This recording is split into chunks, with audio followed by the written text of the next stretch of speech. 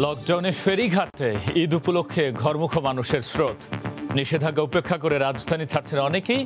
বেহাল অবস্থা স্বাস্থ্যবিধির। বেগম জিয়ার বিদেশের চিকিৎসা নিয়ে জটিলতা কাটতে পারে। সন্ধ্যার মধ্যেই যেতে পারেন সিঙ্গাপুর হয়ে লন্ডনে। শারীরিক অবস্থা স্থিতিশীল। I am ready to go to jail, but I want to go back to my country. Then how they can stop me? তত্ত্বাবধায়ক সরকারের আমলে শেখ হাসিনার সাহসী প্রত্যাবর্তনেই ভিত পেয়েছিল গণতন্ত্র। রাজনীতির ইতিহাসে গুরুত্বপূর্ণ মাইলফলক বলছেন বিশ্লেষকরা।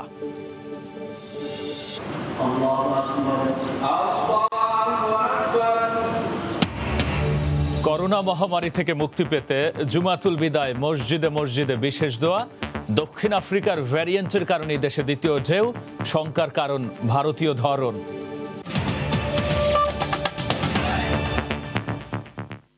সময় সংবাদের সঙ্গে আছি আমি গোলাম রাব্বি।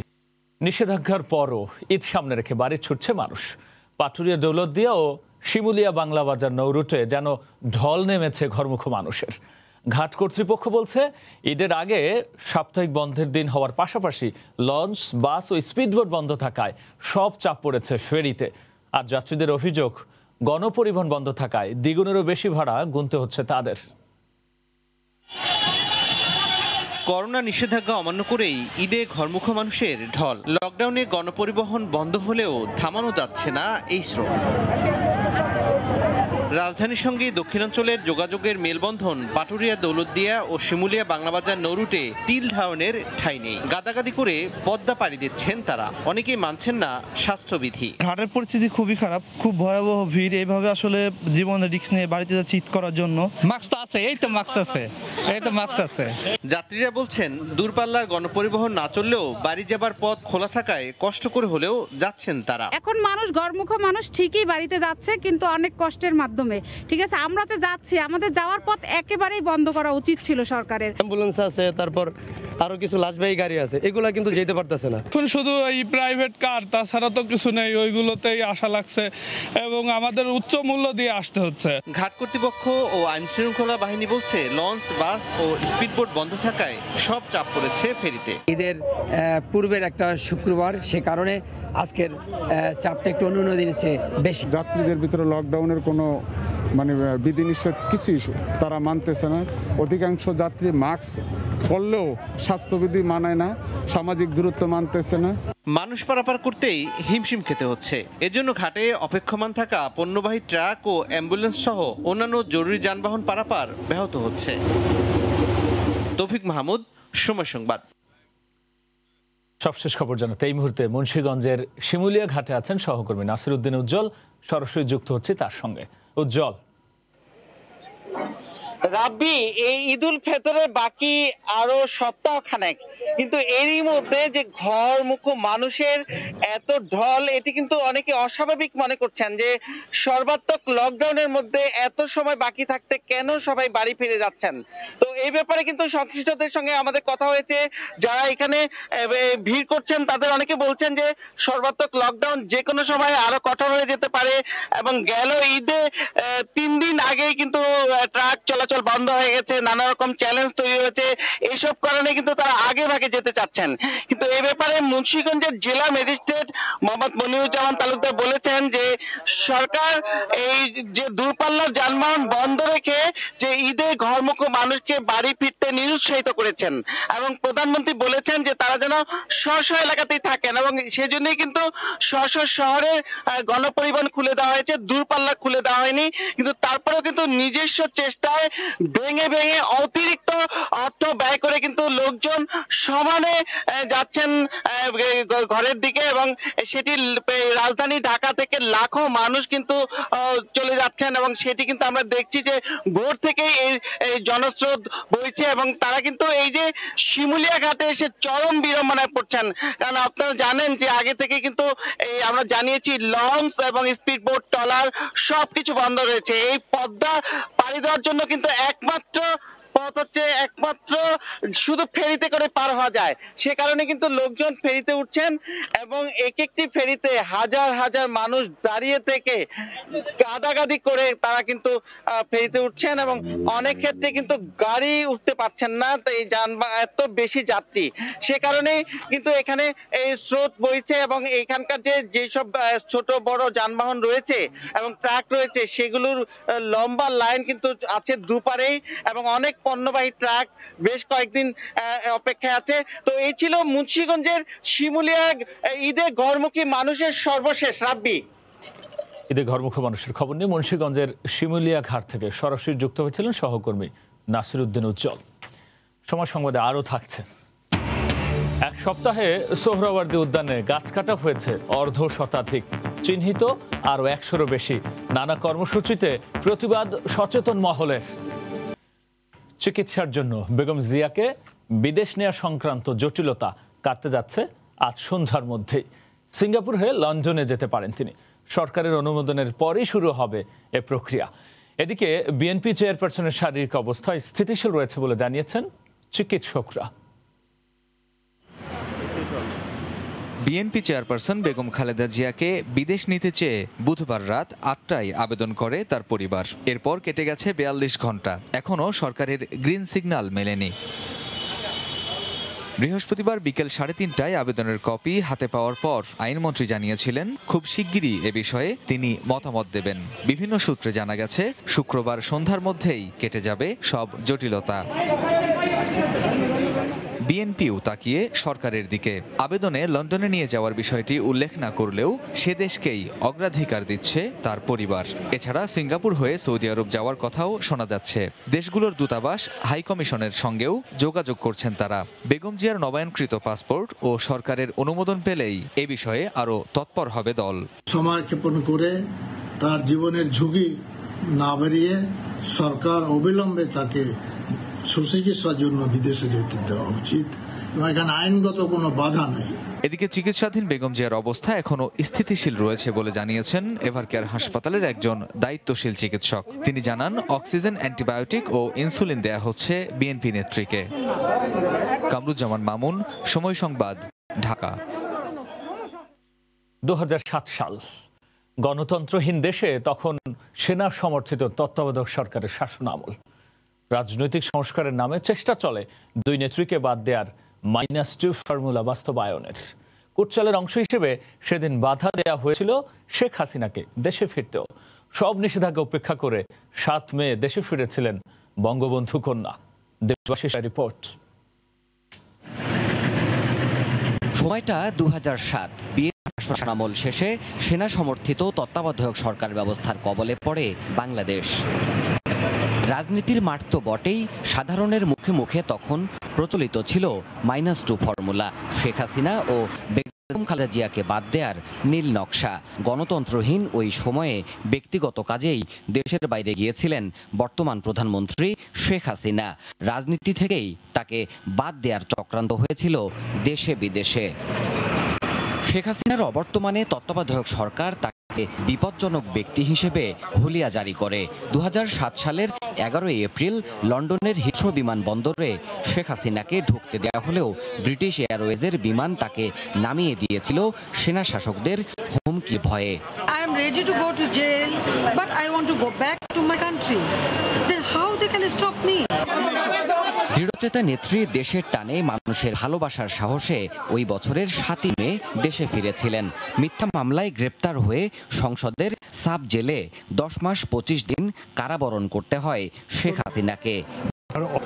সেই সময় আওয়ামী লীগের সংস্কারপন্থী নেতা সাবেক তথ্য প্রতিমন্ত্রী অধ্যাপক আবু সাইদের কাছে প্রশ্ন ছিল সেই প্রেক্ষাপট নিয়ে। তিনি জানান, বঙ্গবন্ধু কন্যার সাহসিকতা সেদিন নতুনভাবে প্রমাণ হয়েছে। Any kind of democracy is better than martial law. উনি যে বাংলাদেশে ফিরে আসছেন এটা একটা সাহসী ব্যাপার ছিল, কারণ বঙ্গবন্ধু কন্যার শত্রুরাও নাই। রাজনীতি করতে সাহসিকতা দরকার, যে সাহসিকতা আমরা দেখেছি বঙ্গবন্ধু কন্যার ভিতরে। রাজনীতি বিশ্লেষক অধ্যাপক আরেফিন সিদ্দিক বলছেন, শেখ হাসিনার দ্বিতীয় স্বদেশ প্রত্যাবর্তন না হলে হয়তো প্রাতিষ্ঠানিক ভিত্তি পেত না গণতন্ত্র। সেনা সমর্থিত সরকারের যে উদ্দেশ্য ছিল তাদের যে গন্তব্য ছিল সেটি হচ্ছে বিরাজনীতিকরণের মাধ্যমে বাংলাদেশ থেকে গণতন্ত্রকে সম্পূর্ণ নির্বাসনে পাঠানো।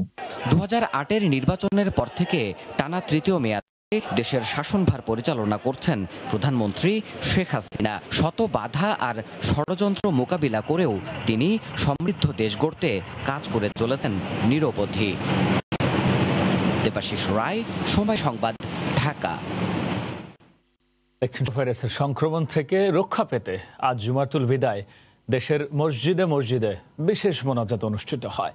দোয়া করা হয় করোনার ভয়াবহ প্রাদুর্ভাব থেকে বাংলাদেশ সহ সারা বিশ্বের সকল মানুষের সুরক্ষার জন্য।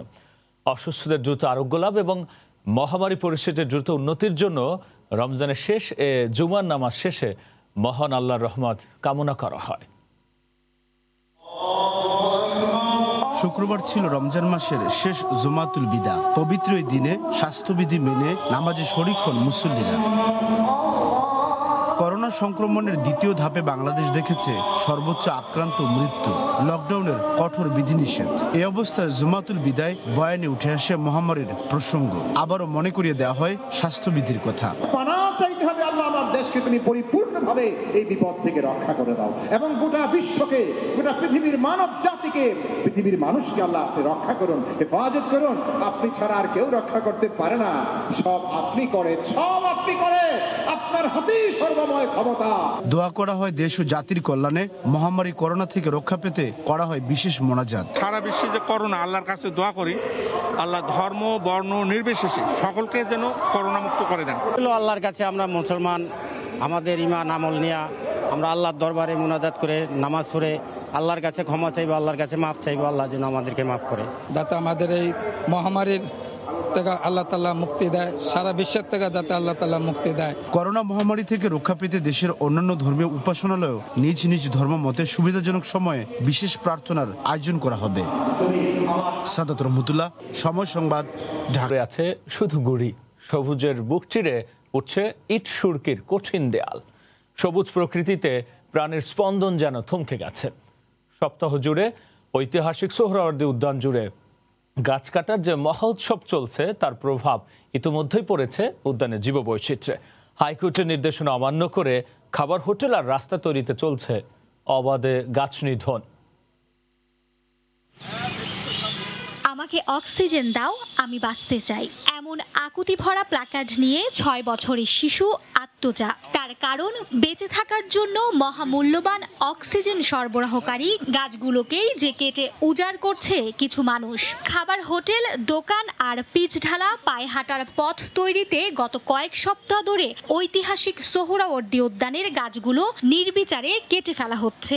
আমার গাছ দেখতে অনেক ভালো লাগে, গাছগুলো যেন কেউ কেটে না ফেলে। সারা বিশ্বে যখন অক্সিজেনের জন্য এত হাহাকার, সেখানে সিদ্ধান্ত নিলেন এই গাছগুলো কাটবেন। গাছ কাটার এই মহোৎসবে উজাড় হয়েছে উদ্যানের অর্ধশতের বেশি গাছ। লাল ক্রস চিহ্ন দিয়ে চিহ্নিত করা হয়েছে বাকিগুলোকেও। নগর পরিকল্পনাবিদদের মতে প্রতিটি বড় শহরে অন্তত 20% সবুজ স্থান থাকা দরকার। সেই হিসেবে কাগজে কলমে ঢাকায় রয়েছে মাত্র 5%। অথচ এমন পরিস্থিতিতেই নগরীর সবচেয়ে বড় সবুজালয়টিতে নির্বিচারে গাছ কেটে ফেলা হচ্ছে। উদ্যানের এই বৃক্ষ নিধন ঠেকাতে রাজপথে নামা মানুষের কাতারে আছেন পরিবেশ ও নগরবিদরা, বিশ্ববিদ্যালয়ের শিক্ষার্থী, প্রকৃতিপ্রেমী সহ বিভিন্ন শ্রেণী পেশার মানুষ। ঐতিহাসিক যে উদ্যানটিতে বঙ্গবন্ধু তার 7 মার্চের ভাষণের মধ্য দিয়ে কোটি বাঙালির প্রাণে স্বাধীনতার বীজ বুনেছিলেন, সে উদ্যানটি অবিকৃত রাখার দাবিও তাদের। অক্সিজেন না থাকলে আমরা জীবনেও বাঁচতে পারবো না। আমরা চাই পরিবেশ সংরক্ষণ থাকুক। 2009 সালে হাইকোর্ট এক রায়ে সোহরাওয়ার্দী উদ্যানের ঐতিহাসিক ও পরিবেশগত ঐতিহ্য রক্ষায় এটিকে একটি বিশেষ এলাকা হিসেবে সংরক্ষণের নির্দেশনা দেন, যা আজও বাস্তবায়ন হয়নি। মার্জিয়া মুমু, সময় সংবাদ, ঢাকা। সময় সংবাদে আরও থাকছে।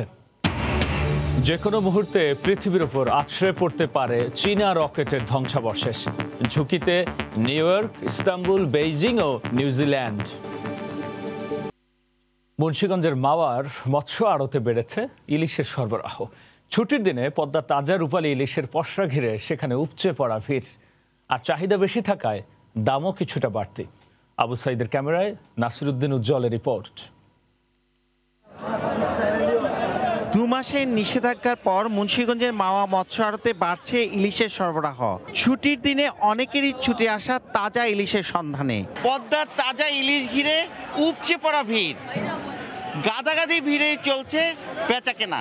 বড় ইলিশ কেজি প্রতি দাম 1400 থেকে 1600 টাকা, আর 700 থেকে 900 গ্রাম ওজনের ইলিশ বিক্রি হয় 800 থেকে 1000 টাকায়। অন্য লেগে মাছ না পাওয়া গেল এই পদ্মায় মাছ পাওয়া যায়। পদ্মার ইলিশটা ব্যাপক চাহিদা, এজন্য লোকজন এখানে বেশি আসে। চাহিদার কারণে দামটা একটু বেশি। আজকে আমি অনেক কষ্ট করে 5টা মাছ কিনছি, 5টা মাছ এক খরিদ্দারি নিয়ে গেছে। এখানে কিনতে আসে এই পদ্মার ইলিশটা স্বাদ বেশি। আমাদের আরো 2 বিঘা জায়গা দেওয়া হোক, তাহলে আমরা খুব নিরাপদে চালাইতে পারবো। 50 বছরের পুরনো হাটটির সংস্কার জরুরি, তাই দেশসেরা ভোরের ইলিশের হাটের আধুনিকায়নের কথা জানান স্থানীয় জনপ্রতিনিধি। সেতু রিলেটেড কোন কোন জায়গায় লাগবে এটা ওই জায়গাটুকু পছন্দ হয়ে নিয়ে গেলেই আমরা জায়গা বের করে সবকিছু ইনশাল্লাহ আমরা করব। এদিকে বড় ইলিশ ধরা গেলেও 30 জুন পর্যন্ত ঝাটকা শিকার নিষিদ্ধ করেছে সরকার। নাসিরউদ্দিন উজ্জ্বল, সময় সংবাদ। সময় সংবাদ। এবার দেশের বাইরের খবর। যে কোনো সময় পৃথিবীর উপর আছড়ে পড়তে পারে চীনা রকেটের ধ্বংসাবশেষ। বিজ্ঞানীদের ধারণা, রকেটটির ধ্বংসাবশেষ আগামী 48 ঘন্টার মধ্যেই পৃথিবীতে পড়বে। তবে ঠিক কখন এবং পৃথিবীর কোন অংশে সেটি পড়বে এখনই বলতে পারছেন না তারা। এক প্রতিবেদনে বিবিসি জানায়, ধ্বংসাবশেষটি উত্তরে নিউ ইয়র্ক, ইস্তাম্বুল ও বেইজিং এবং দক্ষিণে নিউজিল্যান্ডের ওয়েলিংটন ও চিলির ওপর দিয়ে ঘুরছে। এদিকে মার্কিন প্রতিরক্ষা দপ্তর জানায়, ধ্বংসাবশেষটির গতিপথ পর্যবেক্ষণ করলেও তা ধ্বংস করার কোনো পরিকল্পনা নেই তাদের। গত 29 এপ্রিল লং মার্চ 5B নামের রকেটটি চীনের হাইনান দ্বীপ থেকে পৃথিবীর কক্ষপথের উদ্দেশ্যে। দেখছেন সময় সংবাদ। একদিন বিরতির পর শ্রীলঙ্কার বিপক্ষে আসন্ন হোম সিরিজ সামনে রেখে চতুর্থ দিনের মতো অনুশীলন করছে টাইগাররা। লঙ্কান সফর থেকে ফেরা ক্রিকেটাররা কোয়ারেন্টাইনে থাকায় আজও অনুশীলনে যোগ দিতে পারেননি। দলের সঙ্গে যোগ দিতে পারেননি রাসেল ডোমিঙ্গো সহ বাকি কোচিং স্টাফরা। 14 দিনের প্রাতিষ্ঠানিক কোয়ারেন্টাইনে থাকায় সাকিব আল হাসান ও মুস্তাফিজুর রহমানও অনুপস্থিত। তবে পূর্ণাঙ্গ দল না থাকলেও এদিন মূল মাঠে অনুশীলন করেছেন মাহমুদুল্লাহ ইমরুলরা। আগামী 23 মে মেদিনীপুরে শুরু হবে বাংলাদেশ শ্রীলঙ্কা ওয়ানডে সিরিজ। এ পর্যায়ে শীর্ষ সংবাদ জানিয়ে দিচ্ছে আরও একবার। লকডাউনে ফেরিঘাটে ঈদ উপলক্ষে ঘরমুখো মানুষের স্রোত। নিষেধাজ্ঞা উপেক্ষা করে রাজধানী ছাড়ছেন অনেকেই। বেহাল অবস্থা স্বাস্থ্যবিধির। বেগমজের বিদেশে চিকিৎসা নিয়ে জটিলতা কাটতে পারে সন্ধ্যার মধ্যেই। যেতে পারেন সিঙ্গাপুর হয়ে লন্ডনে। শারীরিক অবস্থায় স্থিতিশীল। I am ready to go to jail, but I want to go back to my country. Then how they can stop me? তত্ত্বাবধায়ক সরকারের আমলে শেখ হাসিনা সাহসী প্রত্যাবর্তনেই ভিত পেয়েছিল গণতন্ত্র। রাজনীতির ইতিহাসে গুরুত্বপূর্ণ মাইলফলক বলছেন বিশ্লেষকরা। এই ছিল এখনকার মতো। সঙ্গে থাকুন সময়ের।